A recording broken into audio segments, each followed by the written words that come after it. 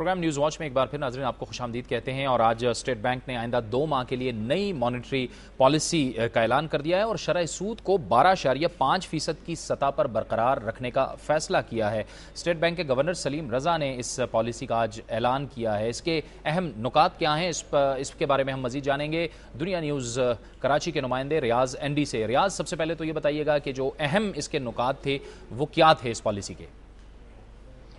دیکھیں، first of all Javed, جو important چیز ہے وہ تو یہی ہے کہ جو انہوں نے پالیسی ریٹ ہے اس کو 12.5% پہ برقرار رکھا ہے۔ Now there was a concern, اور مارکیٹ کی طرف سے ایکسپیکٹیشن تھی کہ شرح سود کو کم کیا جائے،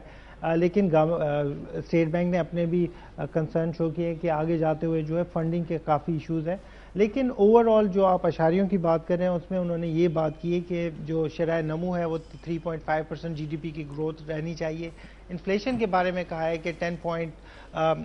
10% سے 12% کے درمیان میں یہ اس رینج میں جو انفلیشن کو رہنا چاہیے، اور جو مالی خسارہ ہے اس کے بارے میں بھی کہا ہے کہ جو ڈیولپمنٹ ہے سو فار وہ خاصی ہیلپ فل ہے۔ تو اوور آل جو بات کی گئی ہے، اگر ہم انفلیشن اور جی ڈی پی گروتھ کے حوالے سے اس تناسب میں بات کرتے ہیں تو دے ور ویری کمفرٹیبل، اور انہوں نے یہ کہا ہے کہ 10 سے 12% رہنا چاہیے۔ لیکن اس کے باوجود اگر ہم فردر بات کرتے ہیں، اس کو آگے لے کے چلتے ہیں، تو مہنگائی کی جو شرح رہی ہے پچھلے 2 سالوں کے درمیان میں وہ بہت زیادہ تھی، اور جو آپ اب اس سے پہلے جو ڈیولپ کر رہے تھے سٹوری جس کے اندر وہ جو شوٹ کیا گیا ہے نا، وہ کیوں ہے؟ وہ اس لیے کہ غربت جو ہے اس میں اضافہ ہو رہا ہے، اس کی وجہ سے ایوری باڈی از کنسرن، لوگوں کے پاس روزگار نہیں ہے اور ان کو اس قسم کے ظلم جو ہے وہ سہنا پڑتے ہیں۔ نا یہاں پر یہ بات ہے کہ اتنی 2 سالوں کے اندر مہنگائی کے باوجود آگے جاتے ہوئے جو 10 سے 12% کا انفلیشن کا ایکسپیکٹیشن ہے، that is still very high, اور یہ ڈیفینیٹلی ایک کنسرن ہونا چاہیے اسٹیٹ بینک کا، کیونکہ ان کا پرائم آبجیکٹو جو ہے وہ پرائس اسٹیبلٹی ہی ہے۔ دوسری جانب وہ 3.5% جو گروتھ کی بات کریں وہ بھی انتہائی ضروری ہے، بیکاز اس کے بغیر جو ہے معیشت کا پہیہ آگے نہیں چل سکتا، نہ جاب کریٹ ہو سکتی ہے، امپلائمنٹ نہیں ہو سکتی۔ So somehow they were comfortable and somehow there were concern ان کی طرف سے۔ ریاض آپ ہمارے ساتھ موجود رہیے گا، اور اسی نئی جو مانیٹری پالیسی ہے اسٹیٹ بینک کی، اس پر ہم تجزیہ لیں گے کہ اس کا کیا فائدہ ہو سکتا ہے، کیونکہ مارکیٹ میں کچھ توقعات کی جا رہی تھیں وہ پوری نہیں ہوئی، اس فیصلے سے کیا اثرات ہوں گے اس کا ہم تجزیہ لیں گے۔ ہمیں جوائن کیا ہے معاشی تجزیہ کار ڈاکٹر شاہد حسن صدیقی نے، بہت بہت شکریہ۔ ڈاکٹر صاحب، یہ فرمائیے گا کہ پہلے انڈسٹری میں یہ توقع کی جا رہی تھی کہ جو ریٹس ہیں اس میں کٹ لگے گا، لیکن کٹ نہیں لگا اور جو انٹرسٹ ریٹ ہے وہ 12.5% پر ہی برقرار رہا۔ آپ کے خیال میں اس سے کیا اثرات ہو سکتے ہیں؟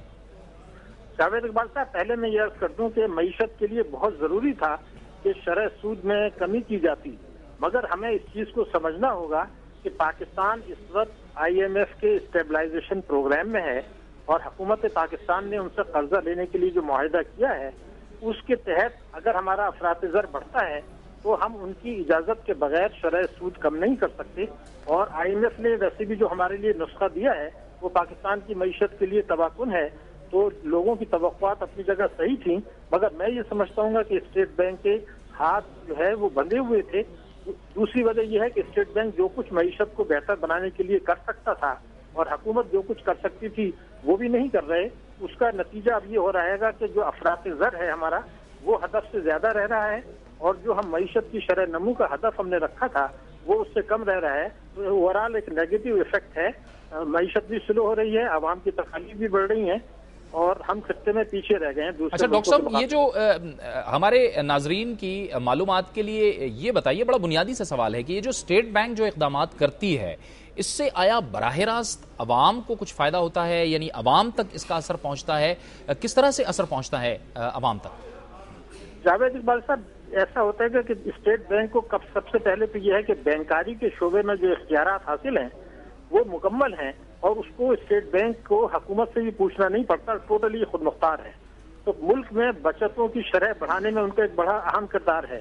دوسرے، یہ بینکوں کو ایسی گائیڈ لائنز دے سکتے ہیں کہ کس شعبے میں کتنے قرضے بینک فراہم کریں اور کس شرح پہ کریں، تو اس سے صنعتی ترقی میں، بے روزگاری میں،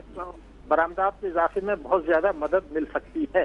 لیکن سب سے زیادہ جو اہم بات ہوتی ہے وہ یہ ہے کہ جو مانیٹری پالیسی ہوتی ہے اس کا بنیادی مقصد یہ ہوتا ہے کہ معیشت کو اس طریقے سے ترقی دی جائے کہ افراط زر نہ بڑھے۔ لیکن جب ہم آئی ایم ایف کے پاس جاتے ہیں تو وہ یہ کہتے ہیں کہ معیشت کی شرح نمو کو آپ بھول جائیے، صرف افراط زر کو کنٹرول کریں تو وہ کاؤنٹر پروڈکٹیو ہوتا ہے، جیسا کہ پاکستان میں ہو رہا ہے۔ اس سے ہماری پیداواری لاگت بڑھتی ہے، مہنگائی بڑھتی ہے، معیشت ہو جاتی ہے اور ملک کے اوپر قرضوں کا بوجھ بڑھ کر معیشت اوورآل نیگیٹو ہو جاتی ہے اور 17 کروڑ عوام براہ راست متاثر ہوتے ہیں۔ اچھا، یہ جو ڈسکاؤنٹ ریٹ میں کمی نہ کرنے کا فیصلہ کیا گیا ہے، آپ نہیں سمجھتے کہ یہ حکومت کی جو مالی حالت ہے اس کی وجہ سے حکومت بھی مجبور ہے اور حکومت چاہتی ہے کہ یہ جو ریٹ ہے اسے ایک خاص حد تک مینٹین رکھا جائے؟ جاوید اقبال صاحب، جیسے میں نے آپ سے عرض کیا تھا کہ حکومت اگر چاہے بھی تو اسٹیٹ بینک اگر چاہے بھی، اس میں حکومت کا کوئی کنٹرول نہیں ہے، یہ ٹوٹل اسٹیٹ بینک کا اختیار ہے۔ لیکن چونکہ ہمارا معاہدہ IMF کے ساتھ ہے، اس معاہدے کے تحت اگر کرنا بھی چاہتے تو نہیں کر سکتے تھے، نمبر 1 تو یہ ہے۔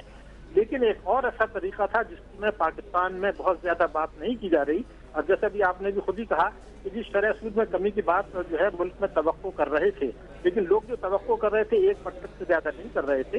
ایک اسٹیٹ بینک کے پاس اختیار ہے اور وہ یہ ہے کہ جو بینکوں کا اسپریڈ ہے، اسپریڈ ہم اس کو کہتے ہیں کہ جو شرح سود لیتے ہیں قرضوں پر اور جو کھاتے داروں کو منافع دیتے ہیں، اس کا جو فرق ہے وہ دنیا بھر میں 3 یا 3.5% ہوتا ہے، جبکہ پاکستان میں سیکنڈ ہائیسٹ ان دی ورلڈ ہے، وہ ہے 7.5%۔ تو اگر اسٹیٹ بینک چاہتا تو 450 بیسس پوائنٹس کو ایک قانون کے تحت یہ کم کر کے شرح سود بھی کم کر سکتا تھا اور کھاتے داروں کو منافع بھی دے سکتا تھا، جس سے کہ بچتوں کی شرح بڑھتی،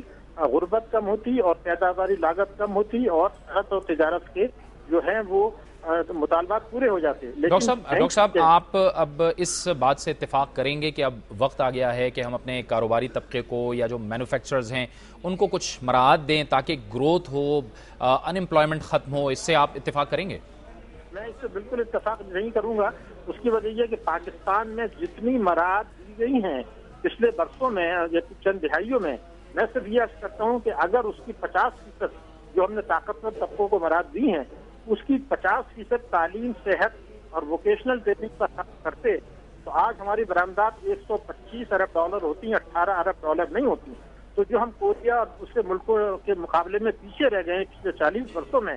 اس کی بنیاد یہ تھی کہ ہم نے طاقتور طبقوں کو بے انتہا مراعات دی اور تعلیم، صحت کو نظر انداز کر دیا،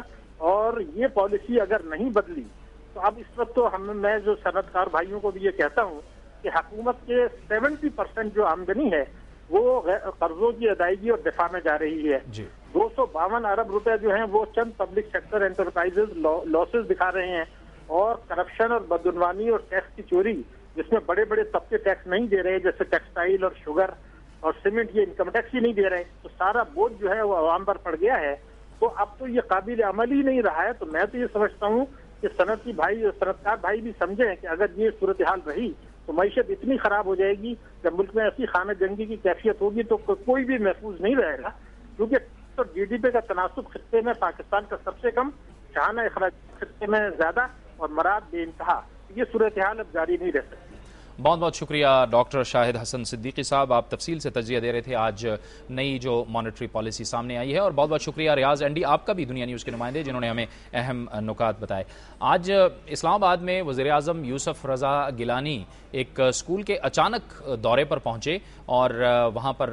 وہ ایک کلاس میں بھی گئے، بچوں سے انہوں نے انٹریکشن کیا اور بچوں کو لیکچر بھی دیا۔ جب وہ باہر آئے تو میڈیا نے مختلف سوالات ان سے کیے، جب ان سے یہ سوال کیا کہ بچوں نے آپ سے کیا کہا یا بچوں کے ساتھ آپ کا کیا انٹریکشن ہوا، تو ان کا کہنا تھا، دیکھیں تک بچوں کا تعلق ہے، میں نے ان سے پولیٹیکل بات کرنے کی کوشش کی ہے۔ وہ کہتے ہیں نہ ہم سیاستدان بننا چاہتے ہیں، نہ ہم اینکر پرسن بننا چاہتے ہیں، نہ ہم میڈیا میں آنا چاہتے ہیں، نہ ہم جج بننا چاہتے ہیں، تو وہ کہتے ہیں کہ ہم ٹیچر بننا چاہتے ہیں یا ڈاکٹر بننا چاہتے ہیں۔ یہ تھا ہمارا آج کا پروگرام نیوز واچ۔ انشاءاللہ اگلے ہفتے آپ سے دوبارہ ملاقات ہوگی۔ جاوید اقبال کو اجازت دیجیے، اللہ حافظ۔